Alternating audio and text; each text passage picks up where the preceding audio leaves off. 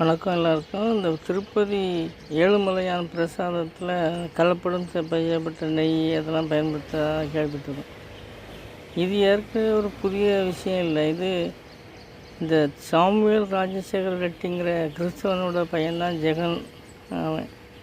அவன் அவங்க அப்பனே ஏழு மலையில் ஒரு மலையை கிறிஸ்தவ மிஷினரிக்கு கொடுக்க போகிற டைமில் தான் ஆக்சிடெண்ட் ஆகி மரணம் அடைஞ்சான். அதுமாதிரி இந்த பையன் திருட்டு போய் அவன் நிர்வாகத்தில் இருக்கும்போது நாங்கள் வழிபாடு பண்ண போகும்போது அவ்வளவு பிரச்சனைகள் இருந்துச்சு.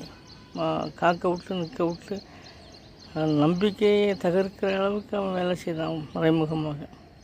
இவன் அந்த மாதிரி ஆள்களை இனங்கண்டு இந்துக்கள் ஒதுக்கி தள்ள வேண்டும் என்பது தான் எல்லா பக்தர்களுடைய எண்ணமாக இருக்குது. வாழ்க வளமுடன்.